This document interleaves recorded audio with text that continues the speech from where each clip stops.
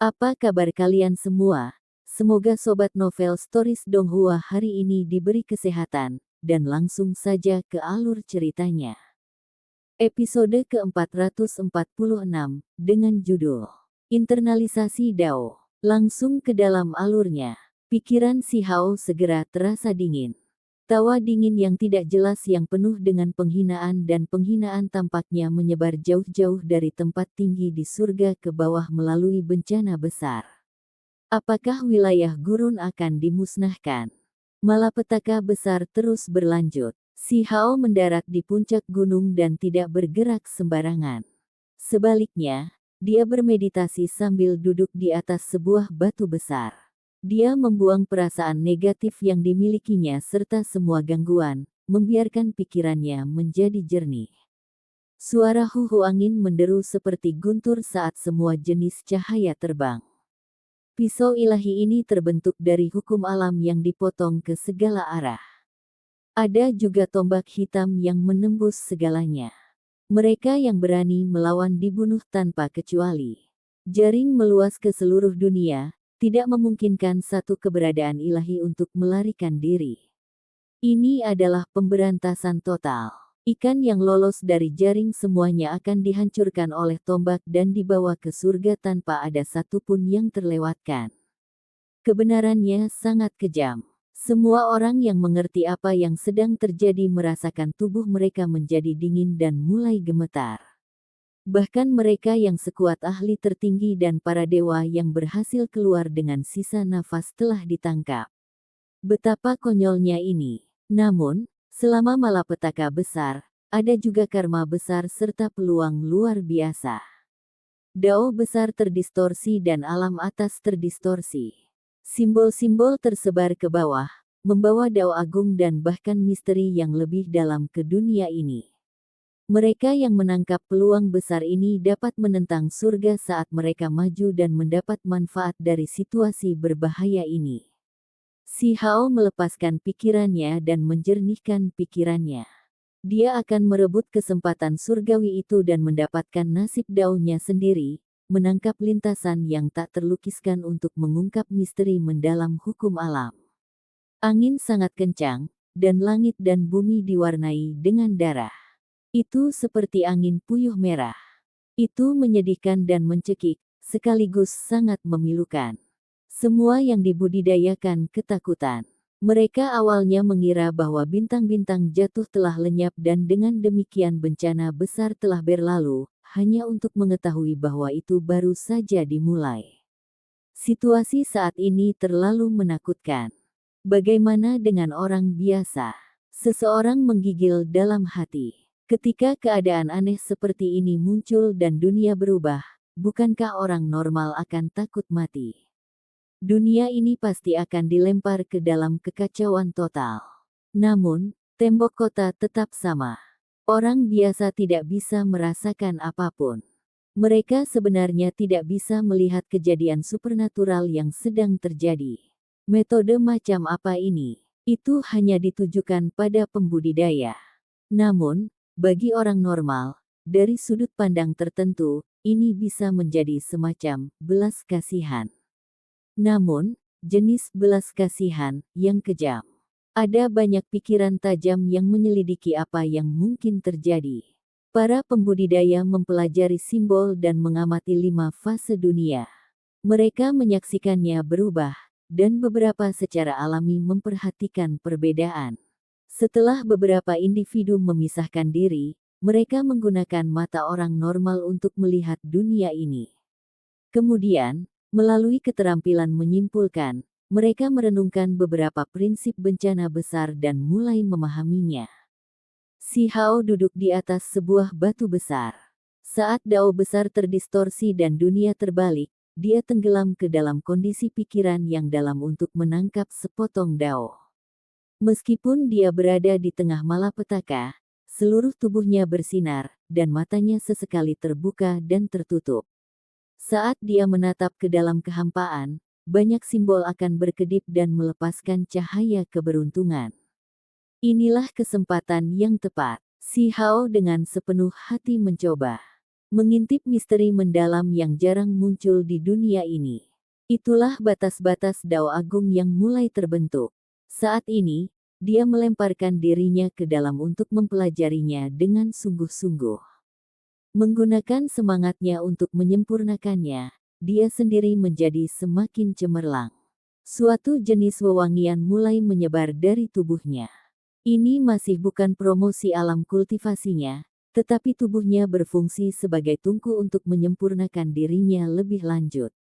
Si Hao memandu jejak Dao ini ke dalam tubuhnya untuk membersihkan energi fana di dalam dirinya dan memurnikan tubuh aslinya. Itu seperti yang dikatakan Dewa Willow. Bencana besar juga akan membawa kehidupan baru dan bahkan lebih banyak kesempatan besar. Jika dia bisa menangkapnya, maka secara alami itu akan menjadi karma surgawi yang hebat. Ini akan sangat membantunya dalam kultivasi di masa depan. Ini sedang menyiapkan fondasi, menggunakan batu suci yang paling kokoh untuk membentuk fondasi Dao yang abadi. Pada saat ini, cukup banyak orang di dunia ini yang memperhatikan bahwa hampir semua orang mencoba menangkap lintasan Dao yang hebat dan membimbing substansi yang nyata agar beresonansi dengan tubuh mereka. Pada waktu-waktu khusus, Dao yang hebat akan muncul di dunia, memungkinkan mereka menangkap bagian atau bagian yang aneh. Bagi individu yang kuat ini adalah kesempatan luar biasa yang akan bermanfaat bagi mereka sepanjang sisa hidup mereka. Si Hao duduk dengan menyilangkan kaki. Kabut putih yang membawa aroma melingkari tubuhnya. Itu membersihkan energi fana, memungkinkan dia untuk terlepas dari dunia dan menjadi lebih ilahi dan suci. Dia tidak lagi tercemar oleh energi manusia dan menjadi semakin murni. Ia mendapat manfaat luar biasa. Meskipun matanya terbuka dan tertutup, ini hanya semacam naluri untuk menangkap Dao alam dan mempelajari asal-usulnya. Semua jenis hal bergerak dalam pikirannya, dan ada jenis pemahaman yang sulit dijelaskan. Honglong. Ia didukung oleh gelombang energi Dao, memungkinkannya untuk naik turun di puncak gunung seperti perahu kecil yang mencoba menyeberangi lautan Dao yang pahit untuk mencapai pantai seberang. Namun, ada juga gelombang besar dan angin kencang yang bisa menggulingkannya kapan saja. Ini adalah Dao yang hebat. Itu terlalu megah dan tidak terbatas. Bagaimana mungkin seorang fana mencoba untuk mendominasinya? Perahu bisa saja terbalik dan tersingkir setiap saat. Si Hao terus mencoba dan menyeberang. Pada akhirnya, ia bahkan turun dari perahu kecil dan berkeliaran di sekitar laut sambil mandi di ombak laut yang tak ada habisnya. Ini adalah tindakan yang sangat berbahaya. Dia mencoba untuk menyelaraskan dengan Dao Agung yang tak terbatas. Seseorang terlalu kecil dan bisa tenggelam dalam sekejap, hancur berkeping-keping dan selamanya tersingkir dari dunia ini. Di dunia nyata, si Hao memimpin semua simbol padat di dalam dirinya untuk menyelaraskan dengan dagingnya. Dia sedang membangun perahu karapas daging yang berharga. Dia mencoba untuk mengumpulkan potensi dan memunculkan yayasan Dao yang hebat. Ini demi masa depannya, dunianya sendiri yang tak terbatas. Membimbing Dao ke dalam tubuhnya, menggunakan simbol tak berujung untuk membaptis tubuhnya. Dia sedang membangun cangkang abadi di sekitar tubuhnya dan menyimpan potensi tubuhnya, menunggu hari ketika dia akan bergegas ke surga sehingga dia bisa melayang lebih tinggi. Itu seperti ikan yang melompat keluar dari laut dan berubah menjadi naga untuk menunggangi angin. Jenis perubahan mendasar ini akan memungkinkan dia untuk melepaskan tubuhnya dan dilahirkan kembali sehingga dia bisa mendapatkan Dao-nya sendiri. Wild Halbert, kamu pasti pernah berpartisipasi dalam pertarungan hidup atau mati sebelumnya. Jika tidak, tidak mungkin Anda bisa begitu tenang, tujuanmu bahkan lebih baik dariku. Violet Rain secara alami mengacu pada dua petir kecil yang ditembakkan Lin Ming untuk melukai mata penjaga zombie. Langkah ini tampak sederhana, tetapi Violet Rain tahu bahwa itu bukanlah sesuatu yang bisa dia capai dalam situasi serupa. Aku pernah mengalami beberapa situasi sulit sebelumnya. Haha, kamu seharusnya mengatakannya lebih awal. Anda membuat saya khawatir tentang Anda dengan sia-sia. Kupikir kau adalah rookie baru yang belum melihat pertarungan sesungguhnya. Orang besar berjanggut dengan lembut menepuk bahu Lin Ming.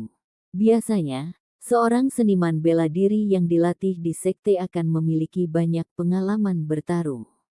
Namun, mereka jarang mengalami perjuangan hidup atau mati yang sebenarnya. Di masa damai, tidak akan ada orang lain di level yang sama yang mencoba membunuh mereka. Semua orang kembali ke markas dengan perasaan gembira dan gembira. Selama pertempuran ini, mereka telah memperoleh kemenangan penuh tanpa kehilangan siapapun di pihak mereka. Mereka juga telah memperoleh sejumlah besar poin eksploitasi militer dan ramuan berharga. Namun, yang tidak mereka ketahui adalah bahwa 7 seniman bela diri lapis baja hitam yang dibunuh oleh mereka semuanya diatur ke dalam daftar nama. Daftar nama ini melewati beberapa tangan dan akhirnya dikirim ke pulau terpencil jauh di dalam wilayah Setan Laut Selatan. Tentu saja, daftar ini hanyalah daftar sepele dalam tumpukan tebal yang tidak layak untuk disebutkan. Sepasang kuku hitam panjang jatuh dengan tamparan keras di atas tumpukan kertas. Dalam 10 hari terakhir ini, di wilayah Cakrawala Selatan, wilayah 5 elemen, dan kami, ada total 80 seniman bela diri Xiantian dan lebih dari 400 seniman bela diri Hautian yang telah meninggal. Pemilik tangan ini adalah seorang pria tampan dan setengah baya. Dia memiliki aura feminin setiap kali berbicara. Jika seseorang hanya mendengarkan suara ini, akan sulit untuk mengatakan apakah orang tersebut laki-laki atau perempuan. Apa masalahnya, Anda tidak puas dengan angka-angka ini? Suara malas terdengar dari depan pria feminin itu. Orang yang berbicara adalah kecantikan mempesona yang sedang berbaring dalam postur santai. Tidak diketahui dari bahan apa pakaiannya terbuat, tapi dia dibungkus dengan ketat dengan kulit hitam yang bersinar. Kerahnya dibesar-besarkan menjadi proporsi yang keterlaluan, dan berdiri sangat tinggi.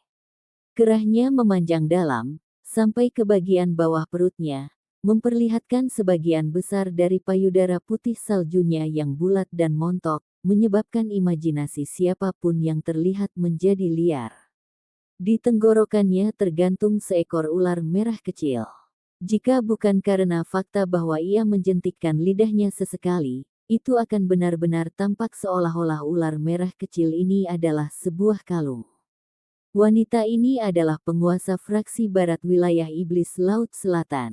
Meskipun dia memiliki daya tarik yang seksi dan mempesona, kenyataannya adalah dia sangat kejam dan tanpa ampun. Dia bisa membunuh tanpa mengedipkan mata. Angka ini memang kurang, tapi kita juga masih bisa berimprovisasi. Bagaimanapun, kami belum siap. Luangkan waktu Anda, kami tidak sedang terburu-buru. Wanita mempesona itu tertawa, tawanya sejelas lonceng perak berbunyi, kamu harus cepat mempersiapkannya. Jika keadaan berlarut-larut, maka tas tua Mu Fengxian itu mungkin datang ke sini untuk melihat apa masalahnya. Petik 2. Mu Fengxian itu hanyalah penghancuran kehidupan tingkat pertama. Bahkan jika dia tahu apa yang terjadi, tidak ada yang bisa dia lakukan. Setahun terakhir ini dia membayar setiap harga untuk membuat aliansi dan membuat persiapan perang di Laut Selatan. Dia bahkan mengorganisir aliansi masa perang.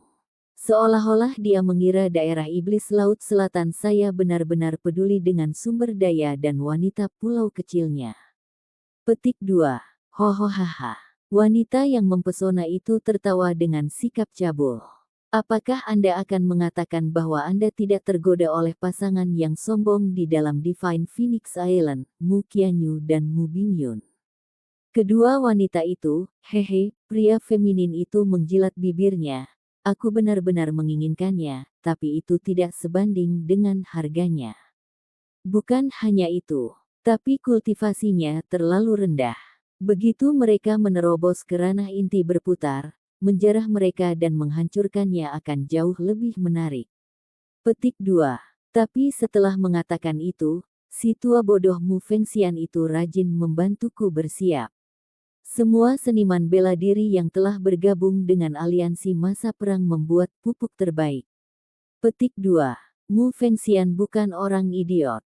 Jangan meremehkannya, kalau tidak kita akan menderita kerugian. Jika bukan karena fakta bahwa terakhir kali kita memasuki alam mistik kuno Laut Selatan dan memperoleh Devil Tome kuno dan Slip Giok dengan surat Kaisar Iblis, maka kita tidak akan pernah tahu begitu banyak rahasia. Petik 2. Saat wanita mempesona berbicara di sini, ekspresi pria feminin itu tenggelam. Saat dia menyebutkan Devil Tome kuno, pria feminin itu tidak bisa tidak mengingat muridnya Xuanji. Xuanji adalah murid pribadinya dan juga cicitnya. Setelah mereka memasuki alam mistik kuno dan memperoleh surat Iblis Tome dan Kaisar Iblis kuno, pria feminin itu segera mengolah Devil Tome kuno ke lapisan ketiga. Setelah dia cukup berkultivasi, dia hampir tidak bisa mereproduksi lapisan pertama dari Devil Tome kuno sehingga Xuanji bisa mempraktikkannya. Pria feminin memiliki harem dengan lebih dari 3.000 wanita cantik dan dia juga berusia lebih dari 1.000 tahun. Dia memiliki anak laki-laki, cucu laki-laki, dan cucu lelaki yang bahkan lebih banyak lagi. Namun, Xuanji berbeda dari mereka semua. Xuanji telah mewarisi garis keturunan iblis raksasa yang sempurna, bakatnya hampir di kelas 8, dan dia memiliki kompatibilitas fusi energi asal guntur yang sangat tinggi. Dia telah mengembangkan seni tombak dalam Devil Tome kuno dan hanya dengan budidaya Hautian awalnya, dia dapat membandingkan dengan kekuatan tempur Master Xiantian awal. Bisa dikatakan bahwa dia adalah bakat terhebat yang pernah dilihat oleh wilayah setan Laut Selatan selama 500 tahun terakhir. Pria feminin itu secara pribadi mengajari Xuanji. Dia berharap untuk mengangkat Xuanji menjadi penatua tertinggi Laut Ilahi, dan sekali lagi mengembalikan keagungan yang dialami wilayah setan Laut Selatan 3.000 tahun yang lalu. Tetapi bunga-bunga halus yang tumbuh di rumah kaca tidak tahan terhadap angin dan hujan. Ketika Xuanji berusia 15 tahun, pria feminin itu mengirimnya untuk berpetualang dan mengalami dunia. Tapi, Xuanji tidak mengecewakannya. Dia telah memperoleh guntur iblis pemadaman darah sendiri selama petualangannya, dan budidayanya telah menerobos ke alam Hautian, semakin meningkatkan kekuatannya. Tapi, tidak ada yang menyangka bahwa dia benar-benar akan jatuh ke tangan seorang pemuda bernama Lin Ming. Semua upaya yang telah dilakukan pria feminin selama beberapa tahun terakhir telah sia-sia. Bagaimana mungkin dia tidak membenci? Episode ke-447, dengan judul Opini Peri. Langsung ke dalam alurnya. Ibu kota negara batu sama megah dan mengesankannya seperti sebelumnya. Tembok yang menjulang tinggi itu seperti pegunungan luas yang membentang di sekitar kota. Formasi ilahi diaktifkan, tetapi dihancurkan. Si Hao telah tiba. Dia berdiri di depan kota dan menatap dalam diam untuk waktu yang lama. Tembok kota tampak seperti terbuat dari logam hitam karena bersinar dengan cahaya dingin, jelas karena kekuatan simbol. Sayangnya, mereka telah dihancurkan, dan yang tersisa hari ini hanyalah jejak formasi yang hancur. Gerbang kota terbuka dan orang-orang datang dan pergi, bahu mereka saling bersentuhan karena banyaknya makhluk yang bergerak. Kota itu masih dipenuhi aktivitas. Kunjungannya kali ini membuat si Hao merasa sedikit berbeda. Saat itu, dia bergegas ke sini dengan bersemangat dan penuh harapan untuk mencari kakeknya. Namun pada akhirnya, dia bertarung melawan klan hujan dan rumah kerajaan bela diri, mengguncang seluruh ibu kota batu. Kota itu sekarang penuh dengan aktivitas tersembunyi. Dengan hilangnya Kaisar Batu, kota itu menjadi kacau, dan akibatnya, sekte besar di luar wilayah ini akan ikut campur. Karena itu, kunjungannya kali ini mungkin lebih berbahaya. Alam yang lebih tinggi itu kejam. Mereka memandang rendah makhluk di bawah mereka, membunuh dan menjarah sesuka mereka. Sementara itu, di alam yang lebih rendah, kepercayaan Dao yang terkait dengan mereka semua bergerak seperti harimau dan serigala. Si Hao memasuki kota. Dia terus maju tanpa henti. Tujuannya adalah istana. Dengan hilangnya kaisar manusia, apa yang tersisa di tempat itu? Alasan dia memasuki kota itu secara alami karena dia memiliki kepercayaan diri. Sementara ahli tertinggi berada dalam kesulitan dan bahkan dewa terbunuh, dia sudah memasuki peringkat paling kuat di dunia ini. Tentu saja, bahaya masih ada. Tidak diketahui pengaturan apa yang telah dibuat oleh orang-orang di alam yang lebih tinggi atau orang macam apa yang datang dari sekte besar di luar wilayah ini. Sebelum datang ke ibu kota batu, Si Hao mengabaikan kutukan pagoda kecil itu dan membangunkannya lagi untuk meminta petunjuk, karena situasi ini terlalu hebat dengan bahaya fatal mengintai di setiap sudut. Satu-satunya hal yang dapat dia pastikan adalah bahwa ini adalah periode waktu kosong yang paling tidak berbahaya baginya. Malapetaka besar baru saja mundur, dan dengan gerbang antara alam tertutup, mustahil bagi individu yang ditinggalkan oleh warisan besar untuk membunuhnya. Ada banyak orang di sepanjang jalan, membentuk aliran gerakan. Ada banyak toko di setiap sisi jalan, dan suara pedagang asongan terus-menerus terdengar. Itu sibuk dengan aktivitas. Hilangnya kaisar manusia hanya menyebar di antara para pembudidaya. Orang biasa belum menyadarinya. Si Hao berkata dengan lembut. Jika orang normal tahu, atmosfer ibu kota mungkin sangat gugup dan sedih. Dia dengan tenang melanjutkan, dan dalam sekejap, dia melakukan perjalanan lebih dari 10 li. Meskipun ada banyak orang dan tidak ada kekurangan pembudidaya di antara mereka, tidak ada yang terlalu memperhatikannya. Lagi pula, ketika kekuatan seseorang mencapai tingkat tertentu, jika mereka tidak ingin menarik perhatian, tidak ada yang akan memperhatikan mereka bahkan jika mereka bertemu satu sama lain. Tiba-tiba, langit dan bumi menjadi sunyi, dan seluruh jalan tampak terpisah. Para pelancong diam-diam berpisah ke dua sisi, memperlihatkan ruang kosong. Mereka yang berada di jalan sama sekali tidak menyadari bahwa jenis pemandangan ini sedang dibuat. Si Hao berhenti bergerak. Di depannya adalah seorang wanita muda yang cantik dan dunia lain saat dia berdiri di sana dengan damai.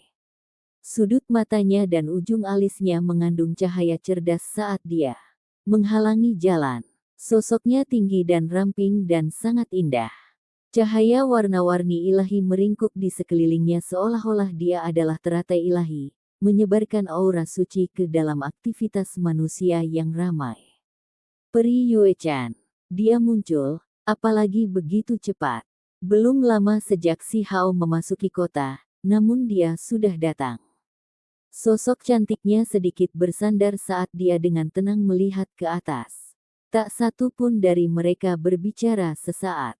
Jalan ini sangat luas, dan semua pejalan kaki secara tidak sengaja berpindah-pindah di sekitar wilayah yang kuat ini. Pada akhirnya, hanya mereka berdua yang tersisa di jalan ini. Mereka berdiri berhadapan satu sama lain dan tidak mengatakan apa-apa untuk waktu yang lama. Tidak ada gunanya. Yue-chan memecah kesunyian. Suaranya mengandung semacam magnet yang menggerakkan hati orang lain. Kecantikannya melebihi yang biasa, seolah-olah dia bukan orang dari dunia ini. Kulitnya halus dan berkilau, dan gaun putih saljunya berkibar tertiup angin, seolah dia akan menghilang seperti makhluk abadi. Dia benar-benar luar biasa. Cahaya ilahi bersinar di sekelilingnya. Jika orang lain melihatnya, mereka pasti akan terkejut. Pasangan pria dan wanita ini terlalu luar biasa. Tak satu pun dari mereka tercemar oleh aura manusia, seolah-olah mereka adalah sahabat abadi. Dengan kekuatanmu sendiri, apakah menurutmu kamu bisa melawan dunia yang hebat ini? Bibir kemerahan peri Yue Chan dengan lembut terbuka, melepaskan suara yang lembut dan bergerak. Matanya seperti air saat melepaskan cahaya halus. Jenis keindahan ini terlalu sulit ditemukan bahkan di seluruh dunia. Si Hao mengakui bahwa penampilan Yue Chan benar-benar sangat cantik dan sulit untuk menemukan yang bisa menandinginya. Penyihir dan wanita berpakaian abu-abu kuno sepertinya satu-satunya yang bisa dibandingkan. Salah, seharusnya aku yang bertanya pada kalian apakah kamu ingin melawan seluruh dunia ini. Apakah Anda ingin menjadikan semua orang di bawah langit sebagai musuh Anda? Ekspresi Si Hao serius. Itu seperti seorang abadi yang mengerahkan amarahnya dan mengungkapkan kekuatan ilahinya. Dunia yang hebat juga bisa disebut kekuatan besar. Apakah kamu masih tidak mengerti? Suara Yue Chan lembut. Dia tampak lebih cantik dan dunia lain. Kulit seputih saljunya dan wajahnya yang bersinar bahkan membuat bunga kehilangan warna. Si Hao tidak mengatakan apa-apa, tetapi tatapannya menjadi semakin mengancam. Mereka seperti dua aliran listrik saat mereka mendarat di tubuh wanita itu. Guntur yang teredam bisa didengar. Ruangan itu menyala dan suara pipa berderak. Saudara Si, kamu memiliki keterampilan yang cukup.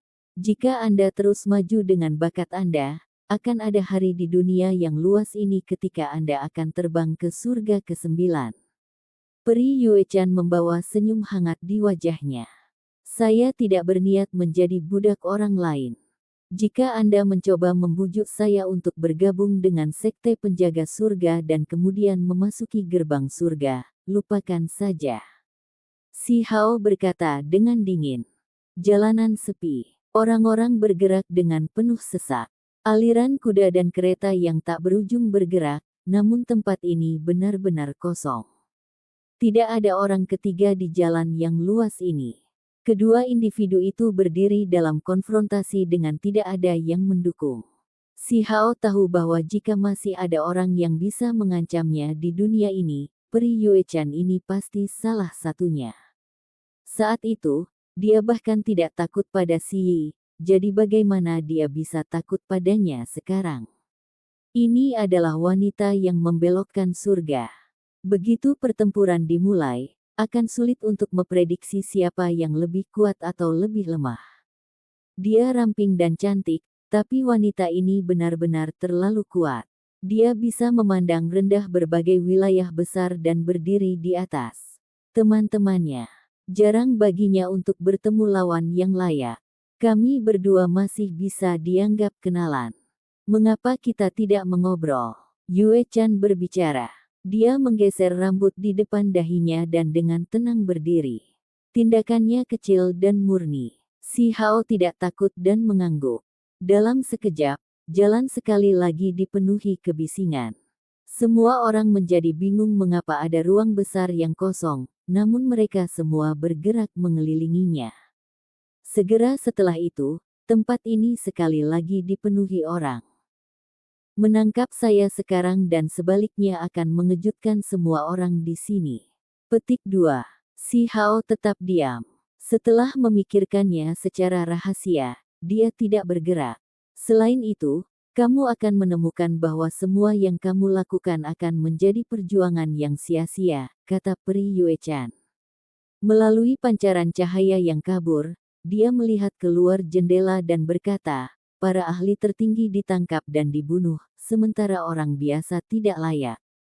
Seperti benih, menunggu kedewasaan, menurutmu seperti apa makhluk di kawasan ini? Petik 2. Teori bidang pengobatan itu benar. Si Hao berkata dengan lembut. Kemudian gelombang kemarahan mulai berkobar dalam pikirannya. Jika ini benar, maka itu terlalu menyedihkan. Itu tidak sepenuhnya benar. Penangkapan dan pembunuhan para ahli tertinggi yang baru saja saya sebutkan hanyalah sebagian kecil dari malapetaka besar. Itu sama sekali bukan alasan utama dari bencana besar, kata peri Yue Chan. Matanya bersinar dengan cahaya yang mengejutkan. Si Hao mengerutkan kening dan berkata, apa yang ada di alam ini? Mengapa mereka bertindak begitu tidak terkendali? Mereka bahkan tidak memperlakukan alam bawah seperti benda. Betapa kejamnya itu. Petik 2. Jika Anda ingin memahami, ingin tahu, Anda bisa sepenuhnya melampaui keduniawian. Apakah kamu tidak akan mengerti semuanya? Kata Yue Chan. Dia tidak menyerah dan terus membujuknya dengan lembut. Jika diberi kesempatan untuk memiliki kecantikan luar biasa semacam ini sebagai teman, setiap orang normal pasti akan merasa seolah-olah sedang bermimpi. Si Hao menghela napas. Dia tahu bahwa ada sesuatu yang hebat di alam bawah. Sebenarnya apa yang membuat mereka begitu merepotkan diri? Apakah mereka ingin dia mengendalikan negara batu, mematuhi perintah mereka, dan kemudian menggunakan seluruh negara untuk mencarinya? Keduanya pintar. Mereka tidak perlu banyak bicara untuk mengungkapkan apa yang mereka maksud. Setelah aku berkata begitu banyak, kamu masih belum memahami kekuatan besar. Ekspresi Pri Yue Chan lembut, dan dia menjadi semakin luar biasa dan bersemangat. Akhirnya, dia mengerti dan berkata, kalau begitu izinkan saya berbicara tentang beberapa detail yang tidak diketahui. Bagaimana perasaan Anda tentang daerah gurun, dan juga tentang daerah lain? Petik 2. Beberapa mirip dengan era gurun pasir besar, beberapa telah memberdayakan tanah dan pahlawan hebat, beberapa tidak cocok untuk makhluk hidup, berubah menjadi tanah kematian. Si Hao mengerutkan kening dan berkata. Dia merenungkan apa yang dia coba katakan. Apakah menurut Anda 8 wilayah ini cukup besar? Yue Chan bertanya. Dao besar itu sangat luas dan tidak terbatas seperti bintang di langit. Mengenai dunia bumi, menurutku tidak boleh kurang dari yang di atas. Si Hao menunjuk dengan jarinya ke arah surga ke-9.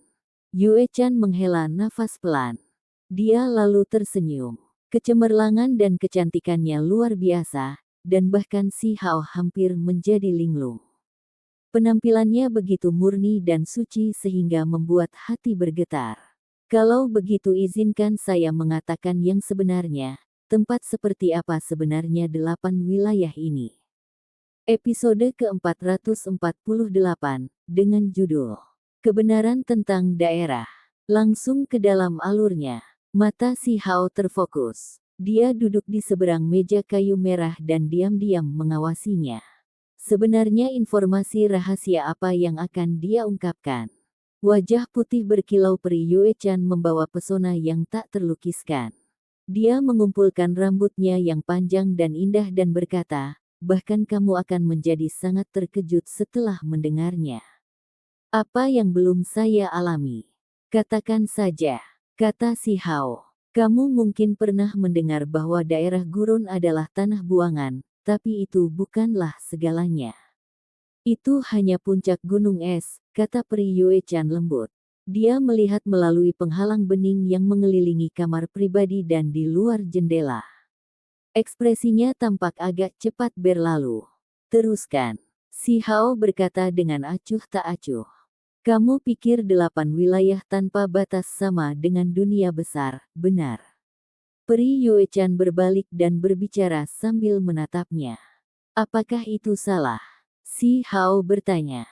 Yue Chan menggelengkan kepalanya dan berkata dengan suara yang tenang dan damai, jika aku memberitahumu bahwa langit, bumi, misteri, kekosongan, luar angkasa, luar, banjir, dan daerah gurun adalah 8 penjara, maukah kamu percaya padaku? Si Hao terus duduk diam, tapi matanya sudah melepaskan berkas cahaya mengejutkan yang menerangi seluruh ruangan pribadi. Informasi ini terlalu mencengangkan dan sulit diterima. Sulit diterima, bukan? Tapi inilah kebenarannya. Pri Yue Chan berkata dengan lembut. Setelah berbicara, dia mengosongkan anggur yang bagus dari cangkir sebelum meletakkannya di atas meja dengan suara ding. Si Hao terdiam. Jenis informasi ini benar-benar mengejutkan. Apakah ini nyata? Dia merasakan semua jenis emosi dan tidak berani percaya apa yang sedang terjadi. 8 wilayah, terlepas dari seberapa luas dan tidak terbatasnya mereka, ini hanya 8 penjara. Siapakah yang menyebabkan hal seperti itu? Cakupan dari sesuatu seperti ini terlalu besar. Saat itu juga, dia memikirkan banyak hal. Semua jenis informasi muncul di benaknya, dan dia merasa sulit untuk mempercayai semuanya. Apakah sulit menerimanya? Peri Yuechan bertanya setelah melihat bahwa dia tidak mengatakan apa-apa. Dia kemudian melanjutkan, dunia yang sangat besar, luas dan tidak terbatas, namun mereka hanya 8 kandang. Itu benar-benar membuat orang ragu. Petik 2. Si Hao tidak mengatakan apa-apa dan memikirkannya sendiri. Ketika dia bertemu penyihir itu, dia telah mendengar beberapa rahasia, tetapi itu jauh dari selengkap ini. Setelah berpikir dengan hati-hati untuk sementara waktu, meskipun si Hao sangat terguncang, dia mulai mempercayai kata-kata ini. Meskipun Peri Yuechan memendam niat negatif, tidak ada alasan untuk menyesatkannya. Apakah kamu tidak percaya? Peri Yuechan bertanya. Si Hao tidak mengatakan apapun dan hanya menatapnya. Tatapannya sedikit mengancam. Simbol muncul di udara, dan mereka mulai bergemuruh. Ini adalah jenis kekuatan yang mengikuti keadaan pikiran si Hao, siap untuk ditekan kapan saja. Siapapun yang mendengar ini untuk pertama kali akan merasa sulit untuk menahannya. Namun, menurut Anda apakah Anda dapat menangani saya dalam satu teguran jika Anda mengambil tindakan sekarang? Peri Yuechan memiliki senyum tipis di wajahnya dan tetap sangat tenang. Jadi bagaimana jika itu 8 penjara? Saya lahir di sini, jadi siapa yang bisa menyebut saya tahanan? Kata-kata si Hao membawa gelombang niat membunuh. Berdasarkan ukuran 8 penjara, Anda dapat membayangkan betapa hebatnya langit dan bumi di luar dan betapa indahnya itu. Apakah Anda bersedia menghabiskan seluruh waktu Anda di dalam kandang? Peri Yuechan bertanya. Jika ada orang normal yang mendengar informasi semacam ini, mereka akan segera menjadi sedih. 8 besar wilayah tidak terbatas seperti bumi ilahi, dan sebagian besar individu heroik bahkan tidak dapat melakukan perjalanan melalui satu wilayah. Namun, dia sekarang diberitahu bahwa ini hanya 8 penjara. Ini benar-benar ejekan yang terlalu besar. Itu cukup menyebalkan untuk membuat seseorang menjadi gila. Bahkan jika ahli tertinggi mendengar ini, mereka masih akan mengaum ke langit karena amarah yang mendidih. Apa tujuannya ini? Siapa yang menyangka bahwa keturunan di 8 wilayah itu adalah narapidana sejak lahir? Setelah lahir di 8 wilayah, mereka sudah dicap. Tidak ada kebebasan. Mereka hanya tawanan, keturunan pendosa. Ini adalah takdir yang tidak mudah dipisahkan. Berdasarkan apa yang kamu katakan, karena kamu lahir di dalam penjara ini, kamu juga harus menjadi seorang tahanan. Si Hao menatapnya saat dia berbicara. Kemudian, kata-katanya menjadi semakin parah dan dia berteriak, terlahir di 8 wilayah, namun kamu masih ingin membantu alam yang lebih tinggi, kamu hanyalah pengkhianat. Kakashi, kamu telah menuduhku melakukan sesuatu. Saya tidak tahan dengan tuduhan seperti itu. Peri Yuechan menggelengkan kepalanya. Dia tidak menjadi marah dan malah terus membawa senyum tipis di wajahnya. Mereka yang lahir di dalam kandang ini semuanya memiliki hak untuk mengejar kebebasan. Apakah Anda ingin membebaskan diri dan melarikan diri dari penjara yang memalukan ini? Peri Yuechan bertanya. Apakah itu berarti Anda dapat mengandalkan alam yang lebih tinggi? Si Hao dengan dingin bertanya. Yang disebut orang berdosa semuanya telah melakukan kejahatan besar. Semua tahanan adalah makhluk yang sangat ganas dan jahat.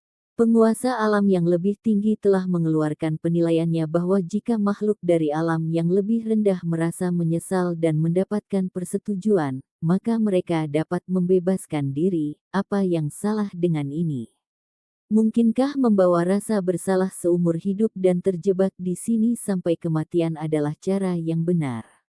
Peri Yuechan bertanya sebagai jawaban. Apakah saya memiliki dosa? Bahkan jika 8 penjara yang Anda katakan itu nyata, leluhur saya yang melakukan kesalahan. Terlebih lagi, nenek moyang saya mungkin tidak salah, karena kebenaran telah lama tertutupi. Meskipun ini semua tidak ada hubungannya dengan saya, mungkinkah rantai kesalahan telah diteruskan dari generasi ke generasi, dan bahkan keturunannya semuanya dianggap orang berdosa. Wajah si Hao tenggelam saat dia bertanya. Dia merasakan gelombang kemarahan di dalam yang sulit untuk dipadamkan. Tanah tempat dia dilahirkan sebenarnya adalah tanah dosa. Dia telah ditandai dan dikenal sebagai keturunan yang bersalah. Jenis prinsip apa ini? Dia benar-benar ingin menembus langit ke alam yang lebih tinggi dan membalikkan segalanya. Dia secara alami tidak menyetujui kata-kata Yue Chan. Tahanan apa? Orang berdosa apa? Itu semua tidak masuk akal. Tumbuh di wilayah gurun dan naik ke kebesaran bukanlah hal yang memalukan. Melihat betapa marahnya Anda dan betapa tidak mungkinnya suasana hati Anda tenang, saya mengerti bahwa apapun yang saya katakan, Anda tidak akan bisa mendengarkan dengan baik. Peri Yue Chan menghela nafas ringan. Tubuhnya yang bercahaya dan dunia lain membawa aroma manis. Dia sedikit mengernyit dan berkata, apa gunanya marah? Lebih baik membebaskan diri dan mempelajari segalanya setelah Anda pergi. Untuk pergi, seseorang perlu memahami kekuatan besar. Petik 2. Diam. Si Hao berteriak. Dengan suara weng panjang, ruang di sekitar mereka tersebar dengan cahaya sementara. Mereka seperti awan yang meluap dengan cahaya warna-warni yang menguntungkan saat mereka mengelilingi peri Yue Chan dan mencoba menekannya. Yue Chan tidak kaget. Garis cahaya menyilaukan terbang keluar dari tubuh. Seperti giok putih bersihnya. Itu berubah menjadi hamparan simbol untuk memblokir aliran cahaya ini. Kemudian, tubuhnya melayang keluar, memisahkan dirinya darinya. Hong. Di sekitar si Hao, 10 lorong surgawi muncul. Mereka akan membentuk domain untuk membekukan semua yang ada di area ini. Yue Chan berkata, saya juga memiliki buah dao. Anda tidak memberi saya banyak pilihan dengan melakukan ini. Jika kita bertarung, akan sulit untuk menentukan siapa yang menang atau kalah untuk beberapa waktu. Tidak ada gunanya konflik seperti ini. Petik 2. Anda percaya bahwa Anda adalah keturunan yang bersalah hanya karena Anda lahir di 8 wilayah. Dengan mengandalkan mereka dan membantu mereka menghadapi makhluk alam rendah, apakah Anda benar-benar merasa sedang mencapai sesuatu? Si Hao berkata dengan dingin. Saya tidak pernah mengatakan bahwa keturunan adalah orang-orang berdosa karena nenek moyang besar yang keji. Ini hanyalah sesuatu yang diputuskan saat itu. Aku hanya menghargai bakat dan ingin memberimu kesempatan untuk berjuang bebas dari sangkar ini, Yue Chan mendesah dan berkata.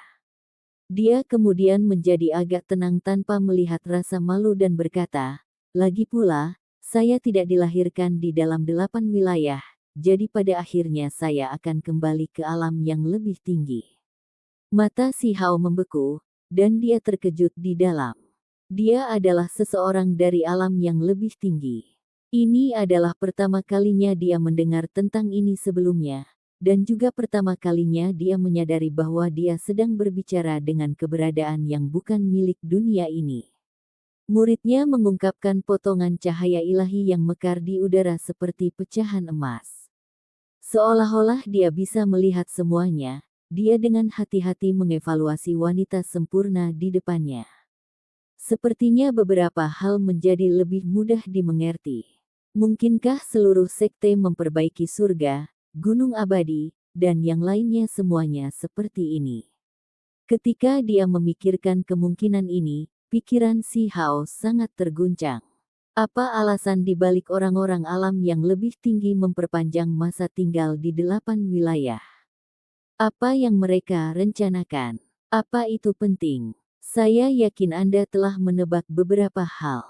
Beberapa dari kepercayaan Dao ditinggalkan oleh alam yang lebih tinggi, jadi tidak semuanya adalah orang berdosa, kata Peri Yuechan. Ada yang tidak beres. Si Hao dengan cepat memikirkan sebuah masalah. Tidak mudah untuk turun dari alam yang lebih tinggi. The Heaven Mending Sect, Immortal Mountain, dan murid-murid lainnya tidak mungkin semuanya berasal dari alam yang lebih tinggi. Mereka seharusnya direkrut dari 8 wilayah. Peri Yuechan mungkin istimewa karena datang dari alam yang lebih tinggi, dan yang lain tidak tahu tentang ini. Saya turun ketika saya masih muda dan baru mengetahuinya dalam beberapa tahun terakhir.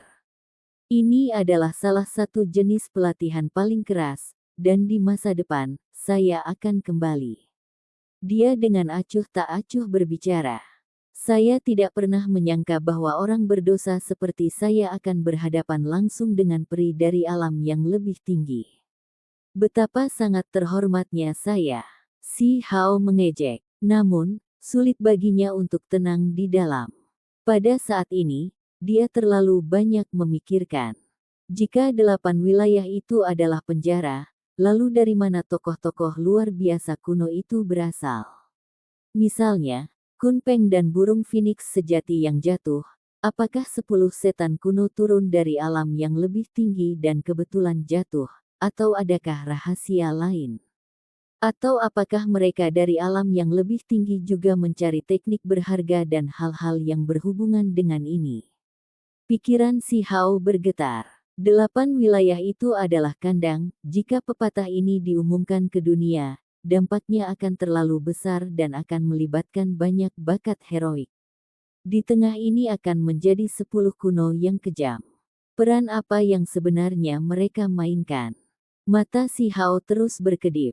Seluruh tubuhnya dipenuhi dengan energi yang menjadi semakin bersemangat. Setelah aku berkata sebanyak itu, apa kau benar-benar tidak ingin melepaskan diri dari kurungan ini dan batasan untuk memasuki dunia besar yang nyata? Ini hanyalah penjara, ruang yang rusak, kata Peri Yuechan. Saya tidak dapat menahan kenyataan bahwa saya adalah orang berdosa dan bahwa saya tidak dapat naik lebih tinggi karena darah leluhur saya mengalir melalui tubuh saya. Namun, jika saya ingin memasuki alam yang lebih tinggi, saya pasti akan membantai diri saya sendiri. Tatapan si Hao menakutkan. Peri Yuechan dengan cepat mundur. Cahaya ilahi yang tak berujung meletus. Setelah suara Hong, ruang pribadi itu meledak. Cahaya simbol bergegas ke langit dari Misty Rain Restaurant.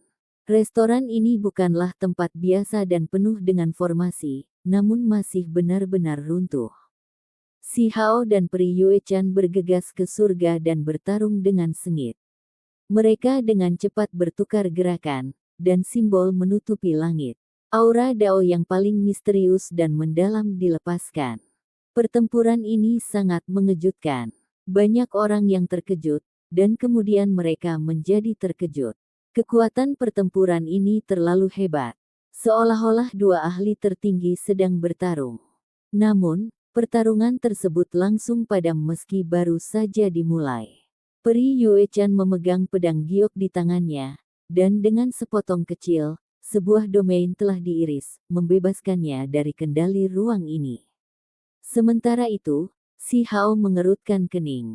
Dia melihat ke arah istana kekaisaran dan menyadari bahwa itu dipenuhi dengan aura naga. Seekor naga sedang bergerak, dan tekanan luar biasa menyelimuti udara seolah-olah naga sejati telah bangkit kembali. Aura Dao Kekaisaran, sesuatu yang ditinggalkan oleh Kaisar Batu. Si Hao berkata pada dirinya sendiri. Kemudian, dia berbalik untuk pergi, tidak berurusan dengan Peri Yuechan lagi. Dia bergegas langsung menuju istana kekaisaran. Aku akan menghentikannya. Beberapa individu muncul di belakang Peri Yuechan, dan di antara mereka, seorang pemuda berpakaian ungu berbicara. Tidak perlu. Di dunia saat ini, hanya ada saya dan 2 atau 3 orang lain yang bisa menghentikannya. Jika kalian semua pergi, itu akan sangat berbahaya. Peri Yuechan berbicara. Saat memasuki sekte memperbaiki surga, saya belum melakukan apapun untuk itu. Bagaimana saya bisa bertindak begitu pengecut di depan musuh? Pemuda berpakaian ungu itu berkata, mengambil artefak berharga sebelum langsung menyerang punggung si Hao. Kenyataannya, itu karena dia tidak mau menerima apa yang dia katakan. Sebagai seorang jenius di wilayah ini yang telah dipandang dengan sayang oleh Peri Yue Chan dan bahkan memasuki sekte memperbaiki surga, bagaimana dia bisa mengaku lebih rendah? Anda harus memahami bahwa saat itu, dia dan Peri Yue Chan telah bertarung sebelumnya, mengungkapkan sisi kuat dan menakutkannya. Si Hao berbalik. Petir ungu keluar dari matanya dan menghantam artefak berharga itu dengan suara hong, menyebabkannya jatuh ke tanah. Kemudian, dia berbalik dan pergi menuju istana kekaisaran. Apa yang ditinggalkan Kaisar Batu? Dia benar-benar ingin tahu. Episode ke-449, dengan judul Pengisian Paksa. Langsung ke dalam alurnya. Matahari terbenam benar-benar merah, seperti darah. Di jalan yang panjang, seorang pemuda dengan panik berlari menuju ibu kota negara Batu. Rambutnya digulung di belakangnya. Bentuknya seperti naga banjir, dan suara gemuruh bisa terdengar saat menembus langit. Dia kembali. Seseorang berkata dengan pelan. Dengan kulit memerah dan kepalan tangan kencang, ada kebencian yang besar, ketakutan, dan rasa dingin yang lebih besar dalam ekspresi individu ini. Batu kecil itu telah kembali. Badai macam apa yang akan dia angkat kali ini? Siapa yang akan mewarisi warisan besar negara Batu? Ada orang yang kaget saat mereka menatap ke jalan yang panjang. Kembalinya si Hao telah menarik perhatian banyak pembudidaya. Kenyataannya, setelah pertarungan singkat di Misty Rain Restaurant di mana dia pergi tak lama setelah itu, secara praktis mustahil bagi orang seperti dia untuk tidak menarik perhatian. Ada klan hujan yang bermusuhan, para pangeran yang gagah berani, dan banyak lainnya. Pada saat ini, atmosfer negara Batu sangat tegang, dan semua orang merasa bahwa badai besar lain sedang terjadi. Ke arah istana kekaisaran, aura naga melonjak. Seolah-olah tuan kekaisaran telah muncul. Naga sejati berputar-putar, mengejutkan semua orang di dalam keluarga kekaisaran. Hamparan hujan ungu berhamburan, memancarkan suara cici. Awan ungu melingkari langit, membawa tekanan pegunungan saat mereka mengepung si Hao. Dengan ujung jari si Hao, seluruh langit hujan ungu meledak. Dia kemudian bergegas menuju langit. Serangan ini tidak bisa menghentikan langkahnya sedikit pun. Dao teman, silakan pergi. Sebuah teriakan terdengar. Seorang kultivator paruh baya muncul. Dialah yang telah mengambil tindakan untuk menghentikan kemajuan si Hao. Ekspresi si Hao dingin. Saat ini, perubahan aneh sedang terjadi di ibu kota kekaisaran. Saat ini, seseorang mencoba untuk memotongnya, tidak ingin dia memasuki area sensitif pada saat yang genting ini. Keluar dari jalan. Beberapa kata ini memancarkan niat membunuh yang tak ada habisnya. Meskipun dia masih muda, si Hao memancarkan tekanan yang luar biasa. Teman kecil, tenanglah. Tidak perlu niat membunuh seperti itu. Mari kita duduk. Daois yang malang ini ingin berbicara denganmu sebentar. Dia duduk di udara dan mempertahankan penampilan yang bermartabat sebelum mulai mengucapkan sutra. Hualala. Di atas kepalanya, sebuah buku Dao ungu muncul. Buku itu mulai membalik dengan sendirinya, halaman-halamannya beterbangan dengan garis demi garis cahaya. Aura Dao agung beredar, memancarkan pancaran yang sangat cemerlang. Si Hao merasa aura naga di dalam istana kekaisaran ada hubungannya dengan dirinya sendiri. Itu muncul saat dia menginjakkan kaki ke kota. Kaisar Batu mampu menyalakan api ilahi melalui metode yang luar biasa, dan karena itu, dia mungkin telah meninggalkan sesuatu untuk si Hao. Sekarang dia dengan sengaja dihentikan oleh seseorang, dia secara alami mendidih dengan niat dingin. Meskipun dia tampan, luar biasa, dan bahkan memiliki aura abadi, begitu dia melepaskan niat membunuhnya, dia segera berubah menjadi dewa kematian. Teman kecil, tolong tenang dan masuki kondisi meditasi. Saya ingin mendiskusikan Dao dengan Anda. Ketika pendeta Daois membuka mulutnya, matanya berkedip dengan cahaya ungu. Sebuah tanduk muncul di dahinya yang beresonansi dengan buku Dao. Apakah Anda melayani sekte pengawas surga, gunung abadi, atau sekte barat? Jari Si Hao seperti pisau seperti yang ditunjukkan. Dia tidak membuang waktu dengan kata-kata ekstra dan malah sudah bergerak. Kiang. Energi pedang yang tebal menembus tinggi ke langit. Itu berkilau dan menyilaukan saat merobek udara dengan kekuatan penetrasi. Ini adalah salah satu teknik berharganya yang paling kuat, maksud pedang yang dia pahami dari tangkai rumput di kulit binatang itu. Sepotong rumput untuk meretas matahari, bulan dan bintang. Ini adalah kekuatan yang digambarkan pada gulungan kulit binatang, serta tujuan dari upaya Si Hao. Mampu meretas bintang-bintang besar di alam semesta dengan mengangkat tangannya, ini adalah kekuatan yang sebenarnya. Ekspresi pendeta Daois berubah. Latar belakangnya tidak sederhana, membuatnya melampaui banyak rekannya. Kalau tidak, bagaimana dia bisa menjadi pelindung dan melindungi kehormatan sektenya? Dia merasakan gelombang niat membunuh yang sangat dingin. Garis energi pedang ini terlalu menakutkan. Tidak hanya menyerang tubuhnya, kekuatannya bahkan menghancurkan jiwanya. Di atas kepalanya, buku Dao terus-menerus dibalik, menciptakan simbol dalam jumlah besar untuk membentuk formasi yang sangat besar. Itu kemudian ditekan ke arah Si Hao. Zeng, zeng. Teriakan pedang itu sangat keras. Niat pedang Si Hao segera menghancurkan hamparan simbol dan meretas. Namun, buku Dao ini tidak biasa. Ini dengan cepat membalik, meningkatkan konsentrasi simbol dalam formasi lebih dari 10 kali lipat. Hong. Akhirnya, formasi besar selesai, menjebak Si Hao di dalamnya. Sementara itu, pendeta Daois terus duduk di sana. Tanduk di dahinya bersinar dan beresonansi dengan buku Dao. Teman Taois masih tidak mau duduk. Pendeta Daois berbicara. Dia mengaktifkan buku Dao, dan gelombang energi ungu memenuhi udara dan menekan ke bawah untuk menekan Si Hao ke tanah. Awan ungu yang kabur berputar-putar seperti lautan luas. Di kejauhan, ahli tingkat raja terkejut. Kekuatan ini sangat besar, dan artefak magis bahkan lebih mengejutkan. Hentikan kekasaranmu. Apakah menurutmu manor surgawi-surgawi saya kosong? Sekelompok pembudidaya tua bergegas. Mereka adalah kakak laki-laki kakek 15. Ketika mereka mendengar bahwa Si Hao telah muncul, mereka segera datang untuk memberikan bantuan. Itu karena mereka memiliki firasat bahwa pemandangan aneh di istana kekaisaran terkait dengan penampilan Si Hao. Ini mungkin terkait dengan prospek masa depannya. Dengan suara weng, tombak hijau terbang.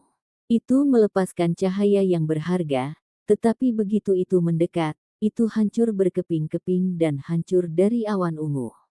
Sungguh kuat, istirahatlah untukku. Orang lain mengambil tindakan, mengeluarkan jejak tembaga. Ini dengan cepat membesar menjadi seukuran gunung kecil. Ini adalah senjata magis tingkat raja. Yang mengejutkan adalah begitu jejak tembaga turun dan memasuki formasi, buku Dao ungu menyapu hamparan cahaya, dan suara kaca yang renyah bisa terdengar. Akhirnya, dengan suara hong, artefak tingkat raja hancur. Itu meledak menjadi ledakan cahaya dan pecah berkeping-keping. Semua orang di jalan panjang menjadi ketakutan. Buku Dao ini bahkan lebih kuat dari yang mereka duga, sebenarnya mampu dengan cepat menghancurkan senjata magis tingkat raja. Bisa dilihat seberapa besar tekanan yang dialami batu kecil itu. Paman dan kakek, mohon mundur. Anda semua tidak perlu mengambil tindakan. Si Hao berbicara. Dia tidak pernah menunjukkan penghinaan terhadap Daois ini segera setelah mereka bertemu, karena dengan ketenarannya, orang normal pasti tidak akan berani mengambil tindakan. Mereka yang berani melakukan hal seperti ini pasti memiliki area yang mereka yakini. Di dalam formasi, Si Hao merasakan jenis tekanan yang berasal dari buku Dao. Barang itu bukanlah hal kecil. Jika itu hanya Daois seorang diri, dia pasti tidak akan bisa menghentikan Si Hao. Istirahat. Si Hao berteriak dengan keras. Seluruh tubuhnya bersinar, dan setiap inci tubuhnya mengalir dengan maksud pedang. Ini adalah pemandangan yang sangat menakutkan. Pupil matanya terbuka, dan seluruh tubuhnya melepaskan maksud pedang. Dia seterang matahari yang terik saat dia langsung meninggalkan tanah dan bergegas menuju buku Dao. Jenis teknik berharga apa itu? Semua orang tercengang. Seluruh tubuh Si Hao mengalir dengan energi pedang, melepaskan cahaya ilahi. Semua pancaran pedang menyapu buku berharga itu. Dalam suara kongkiang, dia menutup jarak. Energi pedang itu seperti pelangi saat menghantam buku Dao, mengirimkannya terbang. Daois itu sangat khawatir. Buku Dao tidak lagi di bawah kendalinya dan akan berpisah dari tubuhnya. Ekspresinya segera berubah. Memperbaiki. Dia menggigit lidahnya, dan esensi darah menyembur keluar. Ini mengaktifkan buku ungu Dao, sekali lagi menyebabkannya turun dan menekan Si Hao. Cahaya ilahi melingkari, dan awan ungu mendidih. Buku Dao ini tiba-tiba menjadi lebih kuat, dan tekanannya meningkat 10 kali lipat. Bahkan Si Hao yang kuat didorong ke bawah. Meskipun dagingnya begitu kuat, dia masih hampir meledak. Buku Dao Dewa Gunung. Seseorang berteriak ketakutan. The Heaven Mending Sekte memiliki Dewa Gunung yang mencapai pencerahan. Hal-hal yang dia tinggalkan setelah kelahirannya berubah menjadi buku Dao, dan buku itu dibawa ke wilayah gurun. Seseorang dari luar daerah menyadari kebenaran dan mengungkapkan keterkejutannya. Ada gunung ungu di sekte memperbaiki surga yang bermandikan esensi spiritual sepanjang tahun. Akhirnya, ia memperoleh kecerdasan. Saat mendengarkan ajaran sekte, perlahan-lahan ia mengembangkan kemampuan ilahi yang luar biasa.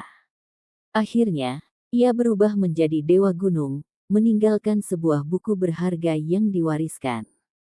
Di saat-saat terakhir sebelum keberangkatannya, Dewa Gunung membuka sekolah yang berjarak beberapa puluh ribu li. Ia menerima sekelompok pendeta Daois sebagai muridnya. Mereka tidak memasuki sekte memperbaiki surga, tetapi mereka masih sangat menghormati sekte tersebut. Meskipun mereka bukan bagian dari sekte pengawas surga, mereka masih bisa dianggap sebagai pelindung gunung. Semua orang akhirnya mengetahui tentang identitas pendeta Daois ini. Tunggu, ini hanya tiruan dari buku Dao Dewa Gunung dan bukan artefak sihir dewa yang sebenarnya. Ada sebagian dari energi ilahi. Seseorang memperhatikan kebenarannya. Semakin banyak mereka mengetahuinya, semakin banyak orang yang tercengang dengan kekuatan Si Hao. Dia benar-benar bisa menghentikan jenis buku Dao ini.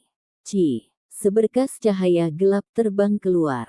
Si Hao memegang pedang patah di tangannya saat dia mengaktifkan niat pedang. Dengan dukungan artefak ini, kekuatannya meningkat berkali-kali lipat, mengirim buku Dao terbang. Saat dia mengangkat tangannya, tangan kirinya membentuk garis. Kepala pendeta Daois itu jatuh, dan darah segar membubung tinggi ke udara. Semua orang tercengang. Ini adalah sosok tingkat raja, namun dia terbunuh begitu saja. Bagi batu kecil itu, upaya ini bahkan tidak terlalu besar. Satu-satunya hal yang dia rasakan adalah tekanan dari buku Dao itu.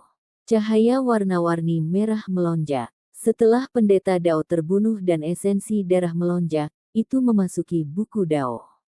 Itu tidak mundur dan malah melepaskan untaian demi untai aura ilahi. Tidak baik. Orang-orang Wastelen Heavenly Lord Manor semuanya terkejut. Ini adalah item yang memperoleh kekuatan ilahi dari artefak sihir dewa. Itu mungkin benar-benar dapat menampilkan kekuatan ilahi yang sebenarnya. Dari artefak magis, Si Hao tetap tidak takut. Karena dia berani bergegas ke ibu kota kekaisaran, bagaimana mungkin dia tidak membuat persiapan apapun. Namun, sebelum dia mengambil tindakan, gelombang aura drakonik terbang keluar dari arah istana kekaisaran. Itu terbang dengan kecepatan ekstrim, dan dengan suara buku Dao berubah menjadi bubuk. Buku Dao yang mengalami dukungan dari artefak dewa sebenarnya dihancurkan. Pasti ada sesuatu yang luar biasa tertinggal di ibu kota kekaisaran. Banyak orang terkejut di dalam hati, dan pada saat yang sama, mata mereka terbakar oleh gairah. Di kejauhan, Peri Yuechan berkata, kalian semua telah melihatnya sendiri. Sekarang ahli tertinggi semuanya telah lenyap, tidak banyak yang bisa menekannya di dunia ini. Petik 2. Para ahli muda di sisinya yang berasal dari berbagai daerah besar semuanya dikenal sebagai jenius yang hebat. Pada saat ini, semua ekspresi mereka serius, dan mereka mengangguk. Si Hao sepertinya memikirkan sesuatu. Dia berbalik dan melihat ke arah ini. Sepertinya aku kehilangan seorang gadis pelayan untuk memerintah di sisiku. Saya kira Anda akan menjadi orangnya. Petik 2. Semua orang tercengang. Apakah ini diucapkan kepada Peri Yuechan? Ini terlalu sembrono. Berapa banyak orang yang berani menghujat peri luar biasa dari Heaven Mending Sekte? Dia sebenarnya ingin menggunakan dia sebagai pembantu. Bahkan Peri Yuechan tertegun. Kemudian, dia tertawa dengan acuh tak acuh dan berkata, apa kamu bisa melakukannya? Kamu akan tahu di masa depan. Setelah berbicara, dia berbalik dan pergi. Mereka berdua tahu bahwa setelah hari ini, akan sulit untuk mempertahankan perasaan bersahabat. Tidak mungkin bagi mereka untuk minum bersama lagi. Saat mereka bertemu lagi, hanya akan ada pertarungan hidup dan mati. Yang kalah hanya bisa menerima kematian atau dijadikan tawanan. Sepanjang jalan, Si Hao dihentikan 4 kali lagi. Mereka semua adalah tokoh tingkat raja yang kuat. Mereka memegang artefak magis yang aneh untuk menghentikannya. Dia tidak tahu kekuatan apa yang mereka miliki, tetapi pada akhirnya, mereka semua dibunuh oleh Si Hao dengan kejam. Dia melemparkan kepala dari 4 ahli tingkat raja ke tanah. Semua pembudidaya tetap diam karena takut. Istana kekaisaran berada tepat di depannya. Itu sangat megah dan luar biasa. Di dalamnya ada naga sejati. Kabut meringkuk di sekitarnya, dan membawa tekanan yang menakutkan yang membuat semua orang gemetar ketakutan. Hentikan dia! Seseorang di atas tembok berteriak. Istana kekaisaran diisolasi, dan dia tidak diizinkan masuk. Saya mendengar bahwa Yang Mulia menuliskan perintah kekaisaran untuk mengizinkan masuknya Si Hao segera setelah dia muncul. Kenapa kalian semua menghentikannya? Para tetua Wastelen Heavenly Lord Manor berteriak. Perintah kekaisaran apa? Belum pernah mendengar hal seperti itu. Wajah jenderal di dinding menjadi mendung dan dia memerintahkan semua orang untuk menggambar panah mereka. Itu adalah panah ajaib yang secara khusus disempurnakan untuk menangani individu dengan tingkat kultivasi yang mendalam. Pada saat yang sama, simbol di dinding menyala. Sebuah formasi besar dibuka untuk menekan dan membunuh Si Hao. Formasi besar rusak karena bencana. Mata Si Hao berkedip dengan cahaya. Meskipun demikian, dia masih merasakan tekanan yang luar biasa. Orang-orang Wastelen Heavenly Lord Manor semuanya marah. Mereka benar-benar mendengar tentang tatanan kekaisaran ini, tetapi ditindas oleh beberapa individu dan tidak pernah diteruskan. Mundur. Perintah kerajaan yang mulia ada di sini. Tiba-tiba, seorang pengawal kekaisaran tua di tembok kota mulai membacanya di depan umum. Mata sang jenderal menjadi dingin. Dia akan mengambil tindakan, tetapi seolah-olah dia mendengar pemanggilan, dia berbalik. Dan pergi, membawa semua orang bersamanya ke istana kekaisaran. Pintu-pintu besar dibuka lebar-lebar. Si Hao masuk. Sejak dia datang hari ini, dia tidak akan menunjukkan kebaikan apapun, dan yang terburuk, dia akan membuat pertumpahan darah. Dia pasti tidak akan membiarkan fondasi negara batu jatuh dan berakhir di bawah kendali sekte besar dari luar wilayah ini. Episode ke-450, dengan judul Kekuatan Ilahi Dewa Surgawi Gurun. Langsung ke dalam alurnya. Tembok tinggi itu berwarna emas samar. Keluarga kekaisaran memberi perhatian khusus pada pemilihan batu yang digunakan untuk membangunnya. Tidak hanya harus kokoh, tapi juga harus menguntungkan dan mengesankan. Menara pengawas kota kekaisaran sangat megah. Mereka semua dibangun dari genteng kaca, dan di bawah matahari terbenam, mereka berkedip-kedip dengan lapisan cahaya ilahi. Si Hao melangkah maju. Dia telah masuk melalui gerbang ini sejak lama ke tanah keluarga kekaisaran terbatas. Biasanya, orang biasa tidak akan pernah bisa mengambil bahkan setengah langkah. Dia bisa secara samar-samar merasakan jenis tekanan. Istana kekaisaran sangat besar dengan aula istana di mana-mana. Emas dan giok bersinar dalam kemegahan yang agung. Ada jenis ketenangan, dan jenis tekanan kekaisaran yang bahkan lebih besar. Semakin kuat, semakin sensitif terhadap ini. Mereka semua merasa hormat terhadap tempat ini. Seluruh energi negara berkumpul di sini, jadi dapat dikatakan bahwa ini adalah jantung ibu kota batu, tempat paling penting. Terlalu banyak keajaiban telah terjadi di sini sejak zaman kuno. Menara pengawas yang megah terbentang di depannya. Secara alami ada banyak dari mereka, dan ini hanyalah yang pertama dia temui setelah masuk melalui gerbang kota. Begitu dia masuk, dia merasakan suasana yang keras. Jenderal yang berdiri di tembok kota sebelumnya sekarang berdiri di depan istana kedua dengan banyak pembudidaya di belakangnya. Ekspresinya dingin, dan ketika dia melihat ke atas, niat membunuh terus merembes keluar. Sekelompok tetua berkumpul di sekitar Si Hao. Beberapa berasal dari Wastelen Heavenly Lord Manor, dan beberapa dari mereka adalah penjaga tua dari Istana Kekaisaran. Ekspresi mereka semua serius saat mereka maju dengan Si Hao. Apa yang sedang Anda coba lakukan? Menghentikan penguasa surgawi Wastelen memasuki istana lagi dan lagi, apakah Anda semua merencanakan pemberontakan? Seorang penjaga kekaisaran tua berteriak, "Kami semua hanya melindungi istana kekaisaran. Kami tidak dapat mengizinkan sembarang orang untuk masuk." Jenderal itu menangkupkan tinjunya dengan tangan satunya dan berbicara dengan nada netral.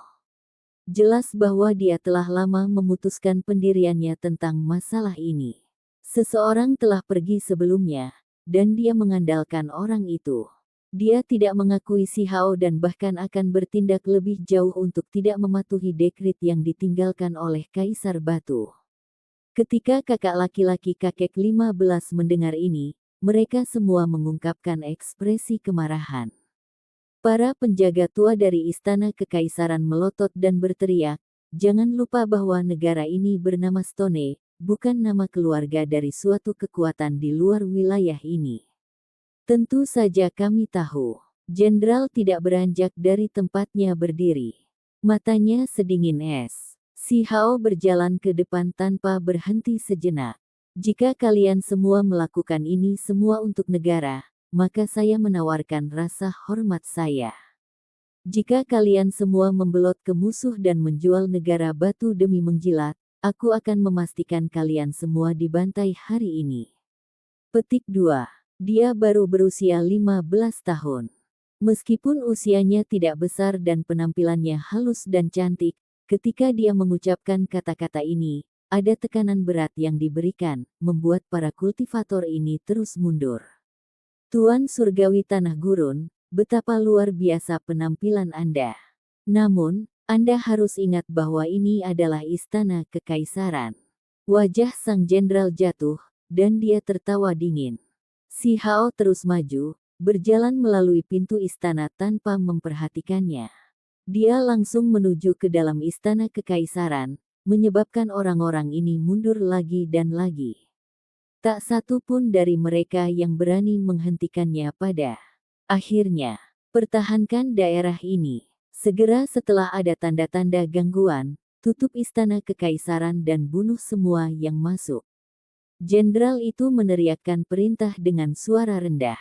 Wajah prajurit lainnya segera berubah. Si Hao terus melewati 4 istana, memasuki area yang sangat luas. Dia akan memasuki istana surgawi pusat, tetapi dia bertemu dengan wajah yang tidak dikenal di sini. Itu adalah seorang pria muda berbaju ungu yang usianya mungkin tidak lebih dari 20 tahun. Pemuda itu memiliki sepasang mata phoenix. Sepertinya temperamennya sangat luar biasa. Dia berdiri di tepi kolam giok. Air itu memiliki bunga teratai di dalamnya, dan kabut spiritual melayang di udara. Ini membuat seluruh keberadaannya tampak luar biasa, seolah-olah dia adalah makhluk abadi yang turun ke dunia ini. Semua orang terkejut, dan bahkan Si Hao menyipitkan matanya. Orang ini jelas tidak biasa. Meskipun dia sangat tampan, dia masih memberi orang lain perasaan seperti binatang yang berhibernasi yang pernah terbangun, akan menjadi sangat menakutkan. Kakak Si, aku telah menunggumu untuk waktu yang lama. Dia berbicara. Dia datang dari Gunung Abadi. Seorang penjaga kekaisaran tua berkata dengan suara lembut ke arah Si Hao. Ketika Si Hao mendengar ini, dia mengangguk. Dia bertanya secara diam-diam, Kaisar Batu telah meninggalkan perintah kekaisaran agar aku memasuki istana. Apakah dia juga memanggil orang-orang ini? Petik 2. Mustahil. Penjaga tua itu menggelengkan kepalanya. Ketika Si Hao mendengar ini, gelombang amarah bermunculan di dalam dirinya. Cakar sekte besar di luar wilayah ini benar-benar terlalu panjang. Mereka menerobos masuk seperti ini tanpa keraguan sedikit pun. Apakah ini masih istana kekaisaran suatu negara? Mereka akan merebut posisi kaisar, dan boneka itu kemungkinan besar sudah terpilih. Tanpa mengatakan apapun, dia berbalik dan kembali. Auranya kaya dan kuat, seolah gunung berapi sedang meletus. Laki-laki berpakaian ungu berbicara lagi. Kakak Si, apa alasan tindakanmu? Kenapa kamu mundur tanpa mengatakan apapun? Petik 2. Si Hao tidak memperhatikannya. Dia kembali ke lapisan kedua penjaga istana dan menatap para prajurit yang menyegel tempat ini dengan muridnya yang sedingin es. Jenderal itu khawatir. Wajahnya jatuh, dan niat membunuh melonjak. Namun, dibandingkan dengan Si Hao, itu tidak signifikan. Tekanan lawannya begitu besar hingga mencekik. Kamu bajingan tidak kompeten. Anda benar-benar mengizinkan orang luar masuk ke area terlarang istana kekaisaran. Lebih baik mati. Suara Si Hao dingin dan terlepas. Dia tidak membunuh orang ini sebelumnya karena dia tidak ingin memberikan perasaan seseorang yang senang membunuh.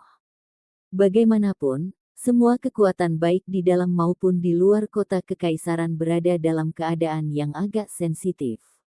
Dia lebih suka memutar dan kembali seperti ini, karena dia membutuhkan kesempatan ini untuk membangun otoritasnya. Pada saat yang sama, dia tidak akan menarik rasa takut dan jijik dari kekuatan yang bimbang itu. Apa katamu? Letakkan formasi dan bunuh dia.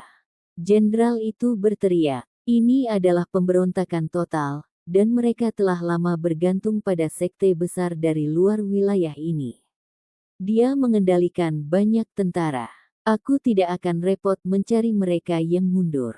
Orang-orang yang bertahan semuanya akan terbunuh tanpa kecuali. Suara dingin Si Hao terdengar. Ekspresi semua orang berubah, dan segera ada kelompok yang dengan cepat mundur, sangat menyesal telah mengambil bagian dalam gangguan ini. Jadi bagaimana jika master sekte dari sekte besar memimpin mereka? Ini masih negara batu pada akhirnya. Di masa depan, mereka akan dikutuk oleh orang-orang, jadi bagaimana mereka bisa bertahan? Meskipun sang jenderal merasa takut, dia tetap tidak mundur. Dia tertawa jahat dan mengeluarkan labu darah. Ketika dia memutar tutupnya, seberkas cahaya pedang terbang dan menebas ke arah kepala Si Hao. Artefak sihir suci. Beberapa penjaga tua menjadi pucat karena ketakutan. Mereka akan memblokir di depan Si Hao. Mereka sangat setia pada dekrit kekaisaran Kaisar Batu. Orang-orang The Wastelen Heavenly Lord Manor juga bergegas untuk mengambil tindakan. Namun, ketika mereka merasakan fluktuasi yang menakutkan itu, mereka semua jatuh dalam keputusasaan. Keluar dari jalan, Si Hao dengan lembut berteriak. Tidak heran jika sang jenderal berani melawannya. Dengan bencana besar yang baru saja berlalu dan semua artefak dewa lenyap, hanya jenis artefak pembunuhan besar ini yang bisa melukainya. Namun, dia tidak takut. Hong, surga yang melimpah cahaya ilahi melonjak, meledak dari punggung Si Hao. Itu seperti pedang ilahi yang menopang langit. Cahaya yang dilepaskannya menenggelamkan istana ini, dan tidak ada yang bisa melihat apa yang terjadi dengan jelas.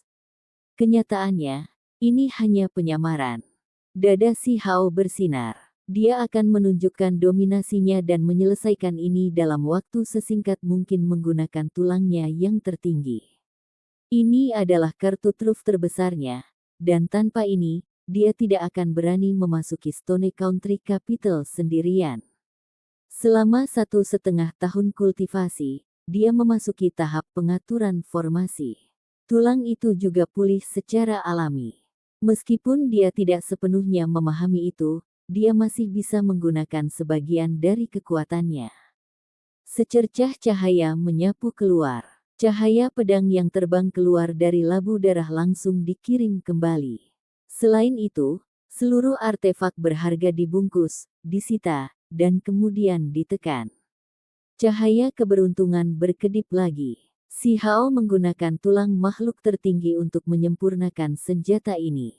Dia menghapus jejak pemilik asli dan melemparkannya ke salah satu tetua Wastelen Heavenly Manor. Kamu kehilangan senjata tingkat raja, jadi aku akan menukarnya dengan senjata suci. Tidak ada kerugian. Petik 2. Pada saat berikutnya, semua pancaran cahaya menghilang, dan kedamaian dipulihkan. Wajah Si Hao mengungkapkan ekspresi dingin, dan dengan mengangkat tangannya, seberkas energi pedang terpotong. Dengan suara puh, sang jenderal diiris menjadi dua. Meskipun mencoba menghindarinya dan menggunakan teknik yang berharga, tetap saja sia-sia. Semua simbol itu dipotong berkeping-keping oleh pancaran pedang, dan itu langsung membunuhnya. Darah terus mengalir. Dia melolong sedih di tanah, dan keputusasaan memenuhi matanya, bersama dengan ketakutan yang tak ada habisnya. Penyesalan memenuhi matanya sampai nafas terakhirnya. Metode macam apa itu? Bahkan artefak sihir suci tidak berguna dan segera dicuri. Persisnya betapa menakutkannya Tuan Surgawi tanah air ini. Para prajurit yang tersisa benar-benar ketakutan. Si Hao dingin dan kejam. Tubuhnya berkembang dengan energi pedang. Suara cici terus-menerus terdengar saat kepala-kepala berguling satu demi satu. Tanah menjadi berlumuran darah, dan bau busuk memenuhi udara. Ah tidak, saya dipaksa. Tuan Surgawi Tanah Gurun, tolong tunjukkan belas kasihan. Petik 2. Namun, Si Hao tetap acuh tak acuh. Tadi, dia sudah memberi mereka kesempatan untuk mundur. Banyak orang telah mengambil kesempatan mereka diberikan, tetapi masih ada beberapa yang ingin memberontak melawan negara. Ini adalah pembantaian. Orang-orang ini mengeluarkan artefak berharga dan menunjukkan kemampuan ilahi, tetapi tidak ada dari mereka yang mampu menghentikan satu serangan dari Si Hao. Teknik Kunpeng ditampilkan, mengubahnya menjadi seberkas cahaya keemasan. Dia mengoyak langit dengan banyak menyelam, meninggalkan tanah yang penuh dengan mayat. Pakaian Si Hao tidak terkontaminasi oleh setitik darah. Saat melewati mayat, dia tampak tampan dan luar biasa. Dia berbalik dan sekali lagi menuju ke bagian dalam istana kekaisaran. Saat dia meninggalkan mayat berdarah itu, dia tampak seperti makhluk abadi yang diasingkan. Yang tersisa, jaga tempat ini. Suara si Hao terdengar jauh di kejauhan. Orang-orang yang tersisa tetap diam karena ketakutan, dan mereka semua menurut. Saudara Si, kamu sudah kembali lagi. Pemuda berpakaian ungu itu masih di sini. Ketika dia merasakan niat membunuh si Hao, hatinya bergetar. Pada akhirnya, dia masih sedikit meremehkan batu kecil itu. Dia memasuki ibu kota kekaisaran sendirian, namun dia masih berani melakukan pembantaian seperti itu. Mengapa saya tidak bisa kembali? Ini adalah istana kekaisaran klan batu milikku, area terlarang, namun kamu telah menyusup ke dalam. Apakah Anda mencoba merebut negara batu saya? Si Hao dengan dingin bertanya. Haha, saudara Si, kamu mungkin masih belum menyadari sesuatu. Anda dan saya memiliki hubungan darah, karena saya datang dari Gunung Abadi. Individu berpakaian ungu tersenyum saat dia berbicara. Kemudian, dia memperkenalkan dirinya sebagai Qin Yong. Si Hao tidak mengatakan apapun. Dia bisa merasakan betapa kuatnya pihak lain itu. Ini kemungkinan besar adalah tokoh terkemuka dari Gunung Abadi. Mengatakan dia yang paling kuat tidak terlalu jauh dari kebenaran. Saudara Si, selama Anda mau, kami dapat membantu Anda menjadi kaisar baru. Kata Qin Yong. Ubah aku menjadi kaisar boneka. Si Hao menatapnya dengan ekspresi dingin. Mengapa kamu mengatakan hal seperti itu? Kami hanya membutuhkan Anda untuk memberikan Gunung Abadi dengan beberapa kekuatan. Kami tidak akan mengganggu Anda tentang hal-hal lain, kata Qin Yong. Apakah kamu akan menungguku untuk menekan dan membunuhmu, atau apakah kamu akan melarikan diri dengan hidupmu sekarang? Si Hao memotongnya. Kakak Si, apakah kamu benar-benar percaya bahwa kamu dapat menyapu semuanya sendirian? Qin Yong terus membawa senyum ringan di wajahnya. Si Hao tidak mengatakan apapun dan mengangkat tangannya. Labu darah di tangan klannya masuk ke tangannya. Dia langsung mengaktifkan artefak suci ini untuk menekan lawannya. Ekspresi Qin Yong segera berubah. Dia adalah seorang jenius surga warping dan dikenal sebagai salah satu dari 3 pahlawan terkuat dari Gunung Abadi. Namun saat ini, dia menggigil dalam hati. Ini adalah artefak suci yang sedang kita bicarakan di sini. Dia juga memilikinya, tapi dia masih tidak ingin bertarung sampai mati seperti ini. Dia segera berbalik dan pergi, berkata, "Baik, saya akan mundur sekarang." Dia sangat marah. Menghadapi pemuda tampan ini, dia merasa seolah-olah ada ilusi, seolah-olah dia sedang menghadapi pewaris menakutkan dari Archaic Vicious Ten. Ini melebihi antisipasi semua orang. Sebenarnya tidak ada pertempuran hebat. Si Hao berjalan maju dan akhirnya tiba di depan istana surgawi pusat. Seekor naga sejati sedang berkeliaran di atas. Itu terwujud dari energi drakonik istana kekaisaran. Gelombang tangis naga terdengar, mengguncang langit. Ada cukup banyak orang di sini, termasuk ahli dari luar wilayah dan berbagai bangsawan dari ibu kota negara batu. Suasananya cukup aneh. Saat dikelilingi oleh penjaga tua, si Hao berjalan. Mata dinginnya melihat segala sesuatu dengan jijik. Pada saat ini, semua orang menatapnya.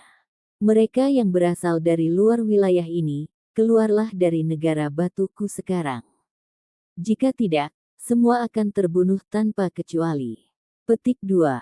Ini adalah kata-kata pertama si Hao setelah tiba di sini.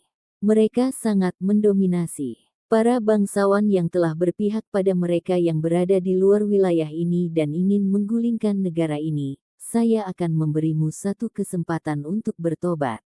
Jika tidak, kalian semua juga akan terbunuh tanpa kecuali. Petik 2. Ini adalah kalimat kedua si Hao. Dia baru saja memasuki istana kekaisaran, namun dia sudah bertindak dengan tegas dan berhati dingin.